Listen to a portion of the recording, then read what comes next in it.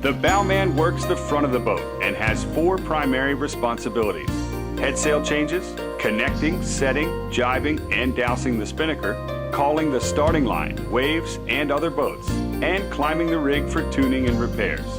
The best bowmen are compact, strong, and agile, and have an understanding of tactics, so they're ready for the next maneuver.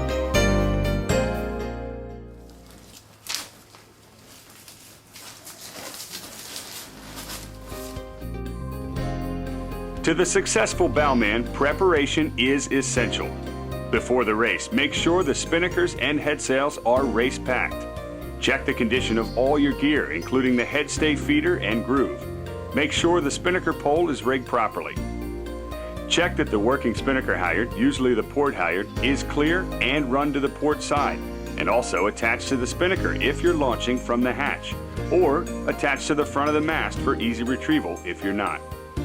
If the boat has a spare halyard, store it at the base of the rig behind the spreaders. Make sure the spinnaker gear is run properly and that the pole is on the correct side for the hoist with the gear in it. Connect the gear to the spinnaker in the bow hatch when you know the call. If the spinnaker selection is changed, simply connect the new sail on deck before the windward mark. Once connected, tape any shackles that could come undone with rigging tape, particularly the spinnaker halyard. Tape everything else that seems appropriate, especially anything that could tear the spinnaker. On the race course, constantly check to make sure the gear is set up right for the next maneuver to catch any potential problems.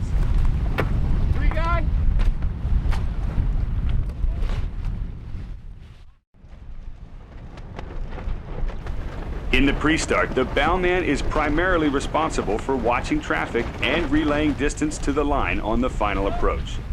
Stay low so the helmsman can see, and give specific directions rather than just information to the helmsman, such as which way to steer and whether to speed up or slow down.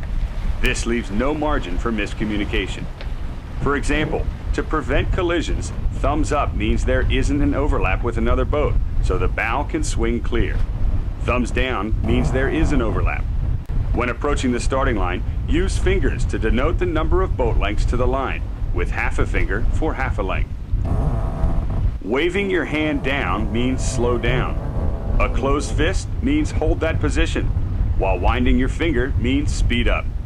Finally, confirm these signals with the helmsman before the pre-start. Make sure to get off the bow when you're not needed for the start. If the boat's late for the start, you can leave early and head for the rail. Small chop coming. Upwind, the bowman's job is relatively easy. As the most forward person on the rail, you're in an ideal position to call the approaching waves. In the tacks, help the jib around the rig and be prepared to skirt it by pulling it over the lifelines if it hangs up. Finally, double check that everything is ready for the hoist. Lay line, Johnny Bo. On the last port tack to the windward mark, connect the spinnaker bag to the deck if necessary and plug in the gear. Or ideally, just attach the halyard if the spinnaker's already in the bow hatch. Once the boat's up to full speed on starboard tack, pull enough slack in the weather spinnaker gear and jib sheet to raise the inboard and outboard ends of the pole. Then feed the guy and the head out while keeping the sail from escaping.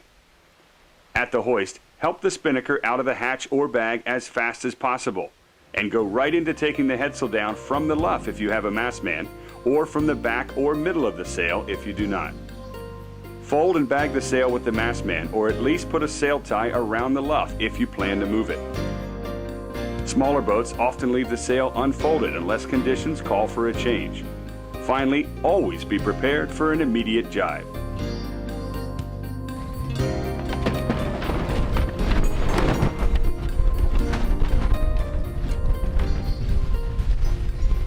For a tack set, raise the inboard end of the spinnaker pole on port tack.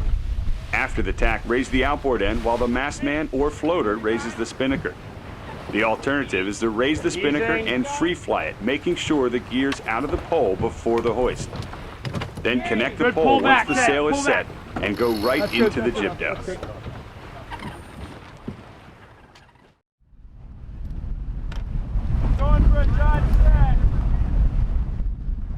A jibe set needs to be set up well ahead of time. First, disconnect the spinnaker gear from the sail and attach the shackles together along with the halyard.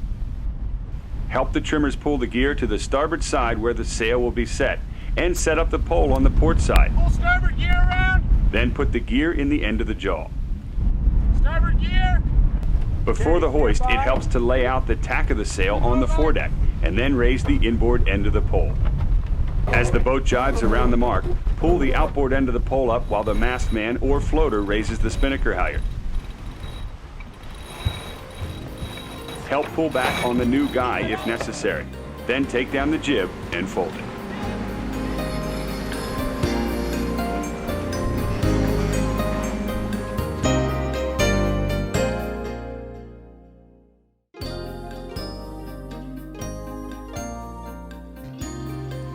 Downwind, the bowman must always be ready for a jibe.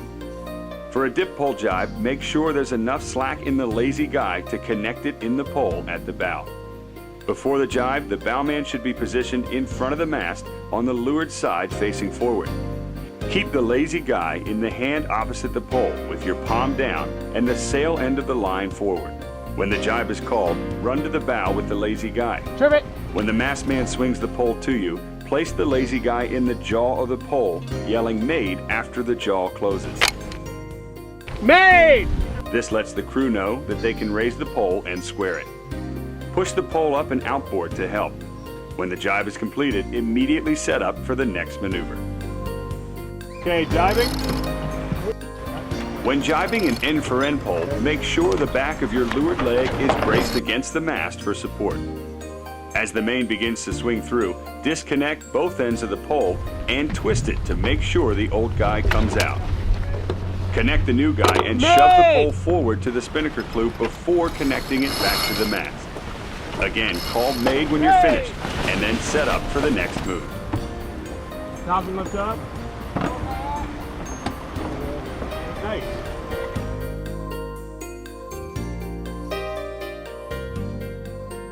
For a downwind approach on port, the best douse to use is a windward drop, so the spinnaker is ready to hoist again at the next windward mark. Start by setting up the jib and its sheets on the starboard side. In this case, the spinnaker pole is on the port side, so if the jib is not bagged, it will need to be disconnected from the front or back and moved around the foreguy to the starboard side. In light air, the foreguy can be disconnected from the pole, the jib flipped to starboard, and the pole reconnected. Now the jib is ready for the hoist. Once it's raised and the call is made to trip the pole away, quickly lower the pole and stow it on deck for the upwind leg. Make sure the jib sheets are on top of the pole and in front of the topping lift, and open the bow hatch. When the spinnaker drop is called, pull the entire foot around the headstay to the bow hatch as the sheet is released. When the halyard's released, pull the rest of the sail down and stuff it into the hatch. Be sure to stand on the windward side of the sail as it's dropped. The mastman should help with the bulk of the sail, leaving the bowman for the cleanup. With the spinnaker stowed and the hatch closed, check that the jib sheet is clear for attack. Move quickly to the rail and let the helmsman know they are clear to tack. Attack! Wait to finish any cleanup until the boat's up to full speed and the back of the boat okays it.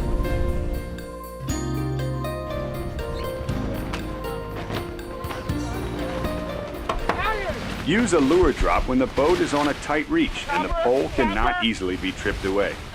In this case, pull the foot of the sail in under the jib as the sheet and halyard are released. Once the sail is cleaned up, lower and stow the pole. Check that the jib sheet is clear to tack and move to the rail. When approaching the leeward mark on starboard, a jibe drop will be the call. If the jib wasn't bagged on the leg, it should already be on the port side. Once the jib is hoisted, disconnect the pole and stow it properly for the upwind leg. We're switching to a no-pole jibe.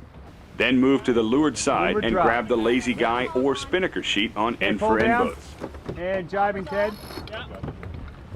As the boat jibes, pull the sail to you. Lift the foot over your head so you end up on the windward side of it after the jibe, and pull all of the foot to the hatch. One leg. And kite down. Yep.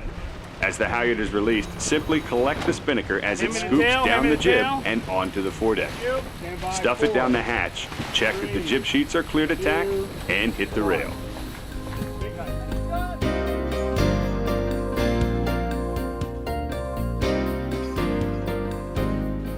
The best bowmen in the world have come up with time-tested tricks of the trade that help them do their job more efficiently.